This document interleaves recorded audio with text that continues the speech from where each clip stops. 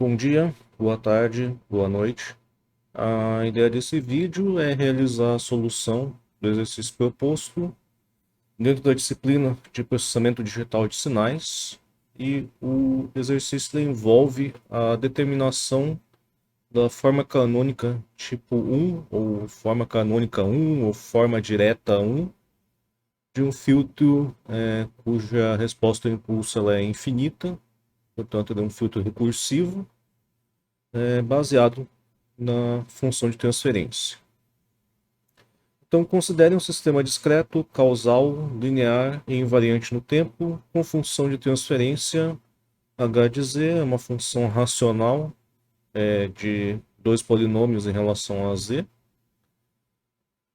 Determine o diagrama de blocos da forma direta 1 desse sistema.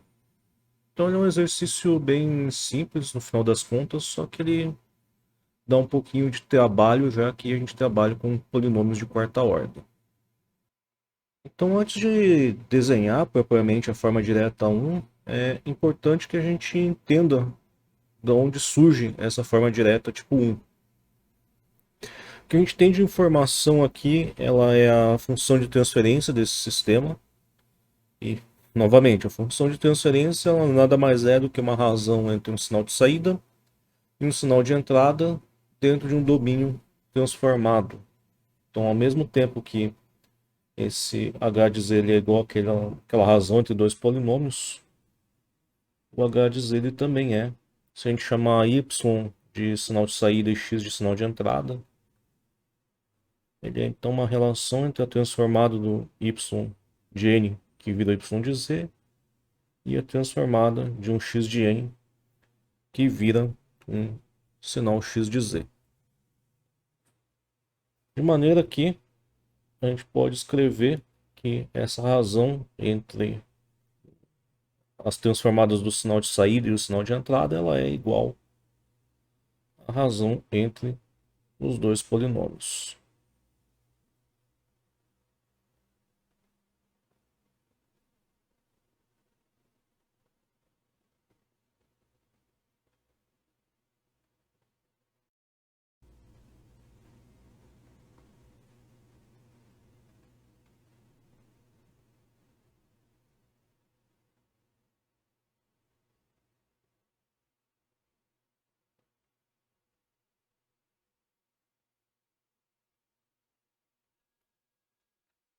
E aqui a gente pode fazer esse produto cruzado y de z vezes o denominador da função de transferência é igual a o numerador da função de transferência vezes x de z.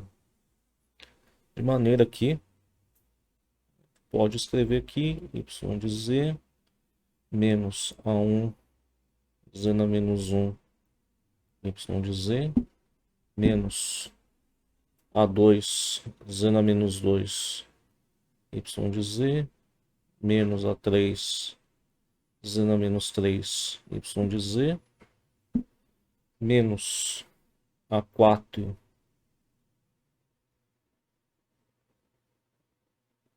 z na menos 4 y de z. Tudo isso aqui ele é igual a x de z, aliás, b0 x de z,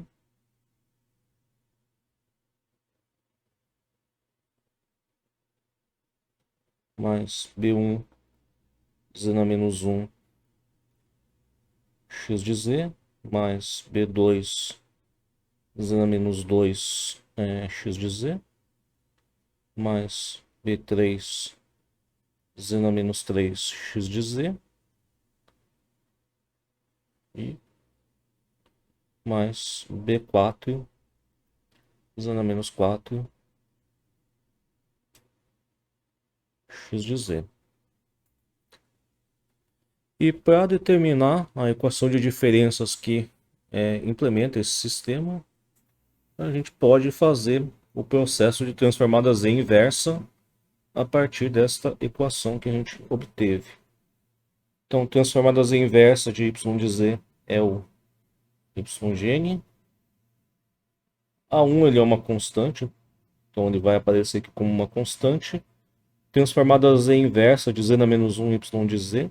Lembrando que essas multiplicações por z na menos 1 equivalem a um atraso de uma amostra. Se fosse z na menos 2, equivaleria a um atraso de duas amostras no domínio original.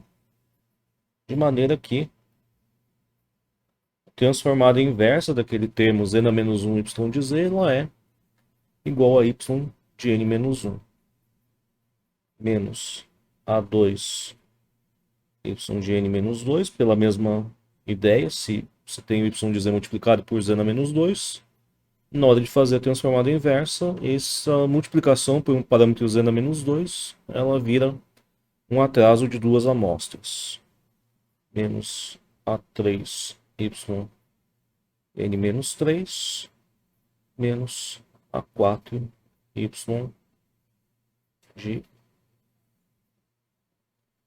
n menos 4. E isso equivale, portanto, à transformada inversa aqui do... Não dá para chamar de lado esquerdo, mas lado de cima da equação. E agora a gente prossegue realizando a transformada z inversa do lado de baixo da equação.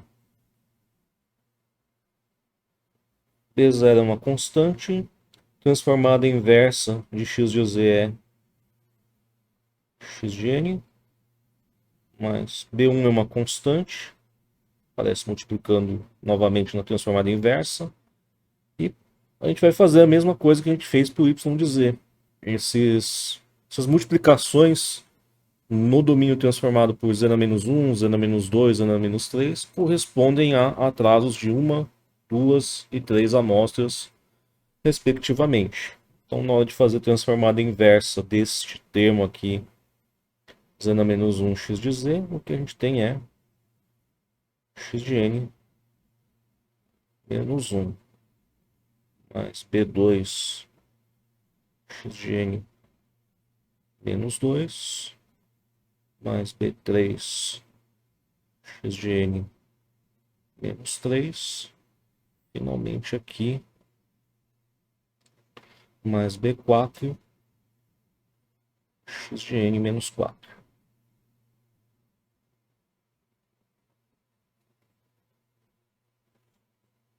E, geralmente, para obter a forma direta, a gente vai deixar isolado aqui somente esse termo y de n, um dos lados da equação. De maneira que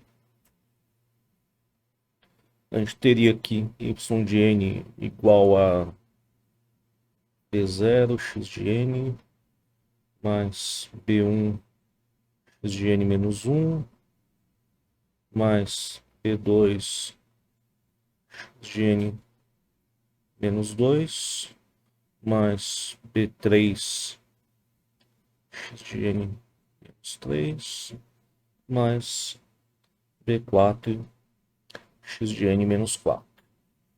E a gente tem o que a gente está passando para o outro lado da equação, que são esses termos aqui, menos a1, y, n menos 1.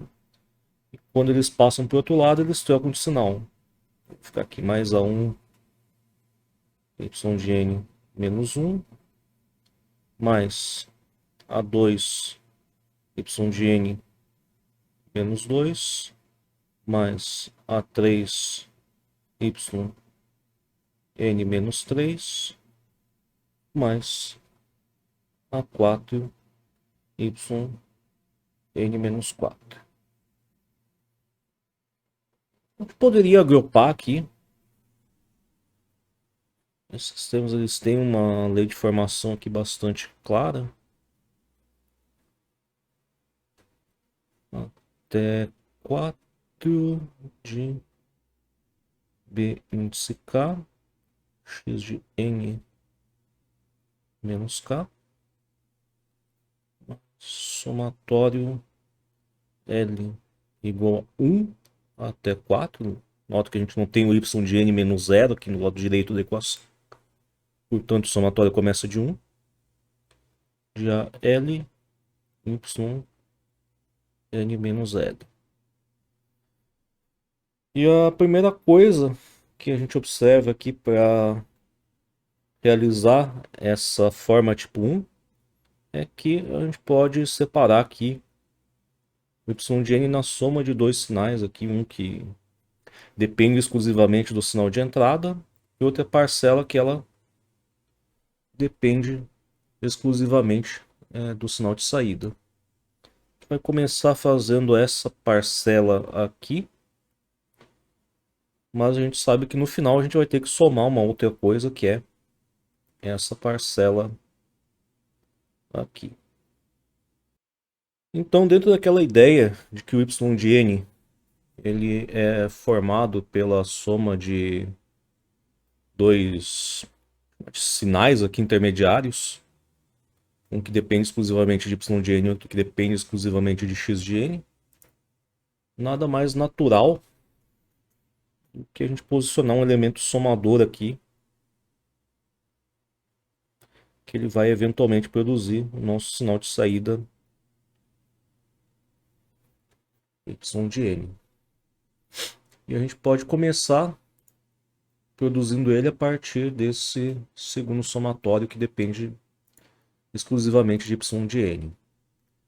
Estou observando quem que a gente precisa produzir. A gente precisa produzir aqui um y de n menos 1, y de n menos 2, y de n menos 3, y de n menos 4 para produzir aquele primeiro somatório. E a gente consegue produzir esses sinais colocando elementos atrasadores aqui.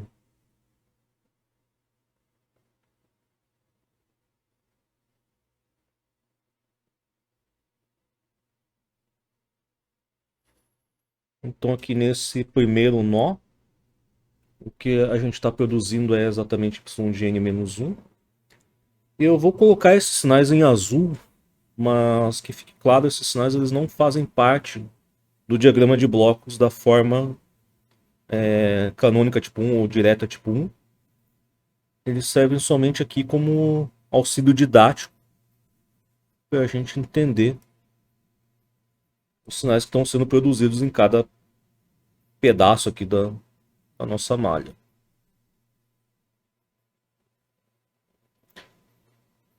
Após passar pelo segundo elemento atrasador, que a gente produz ali é o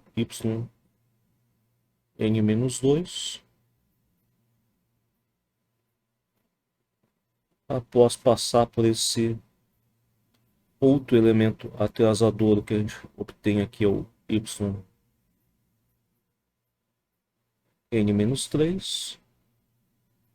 E a gente precisa de mais um elemento atrasador aqui para produzir finalmente aqui o y de n-4.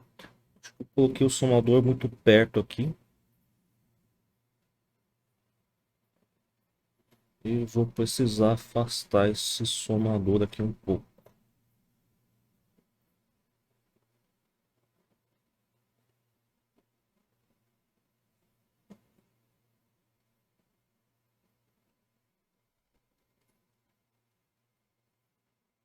Então, observando para a gente produzir essa segunda parcela aqui, a gente precisa pegar por exemplo, o y de n-1, multiplicar pelo A1 antes de somar.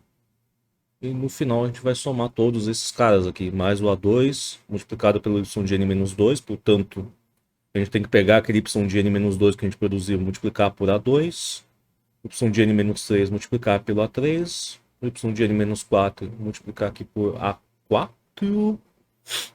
e no final somar todos esses caras. Então aqui a gente vai pegar o y de n-1, multiplicar ele por A1, e a gente soma com, por exemplo, y de n-2 multiplicado por A2.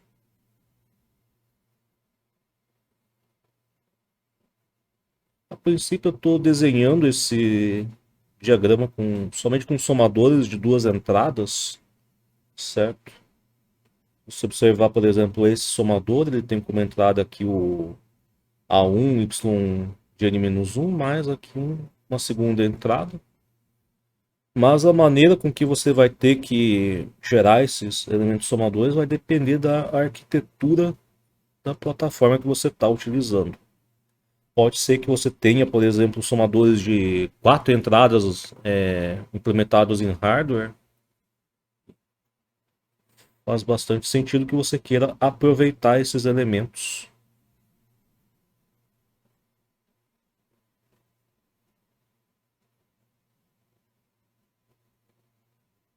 para melhorar a eficiência do seu sistema. Outra coisa que é importante a gente notar desses diagramas já das formas diretas é que a gente já está trabalhando num nível bastante baixo de, digamos, abstração aqui. A gente já está trabalhando basicamente muito próximo do hardware. Poderia passar essa especificação para alguém que, para um especialista em VHDL, ele conseguiria facilmente programar uma FPGA que implementaria, por exemplo, essa parte desse circuito. Basicamente, esses elementos atrasadores, você consegue implementar eles utilizando registradores e esses ganhos por constante, você simplesmente precisa de multiplicadores por constante, que qualquer programador de VHDL não deveria ter grandes dificuldades para implementar. E com isso, de certa maneira, a gente completa essa segunda parcela aqui da equação de diferenças desse filtro na forma direta tipo 1. O que falta agora é a gente fazer a primeira parcela. Vamos lá. A primeira parcela, ela é composta aqui com uma soma de vários sinais multiplicados por constantes. Então a gente vai posicionar aqui um elemento somador que vai pegar todos esses sinais aqui multiplicados por constante e juntar tudo. No final a gente vê que esses dois somadores aqui eles acabam ficando um pouquinho redundantes, mas se a gente está restrito numa arquitetura que aceita somente esses somadores de 2 entradas, não tem muito que a gente possa fazer a respeito nesse ponto. Então, quem que a gente precisa para gerar essa primeira parcela? Ela equivale mais ou menos a essa primeira linha aqui até o primeiro elemento da segunda linha aqui dessa equação de diferenças na sua forma expandida. Então a gente precisa do x de n multiplicado por b0. Então a gente coloca aqui o x de n e um pedaço desse x de n aqui ele vai ser multiplicado por um constante b0. E ele vai parar naquele somador que está juntando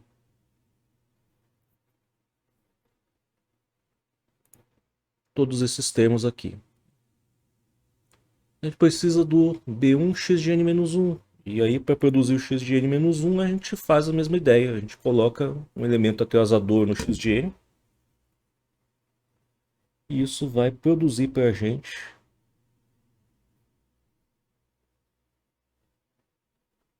o famigerado. Novamente, esses sinais em azul eles não existem. Servem só para, na verdade, ele é um pouco para baixo. Aqui.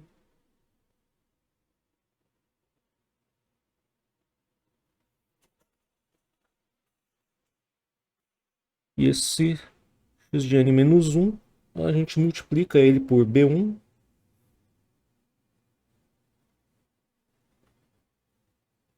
e soma aqui com todo mundo que vai formar aquele primeiro somatório aqui, certo? B1 vezes x de n-1 somado com b0 mais x de n. Esse primeiro pedaço aqui da forma direta 1 está feito ali no diagrama. A gente precisa de mais elementos atrasadores, já que função de transferência, não, a equação de diferenças ela depende também de x de n menos 2. Então aqui a gente produz o famigerado x de n menos 2.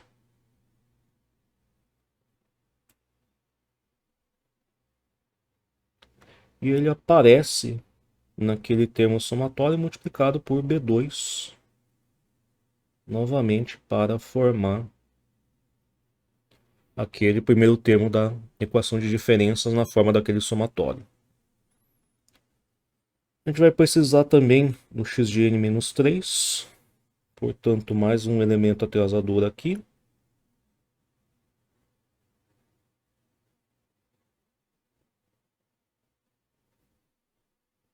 Aqui a gente tem o x de n menos 3.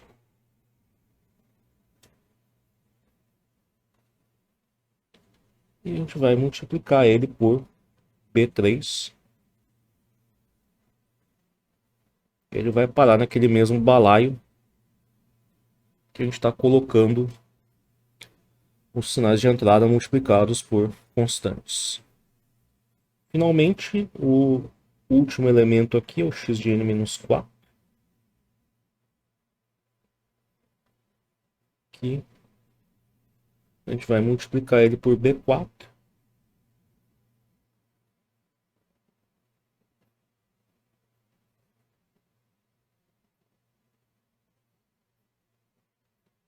Para produzir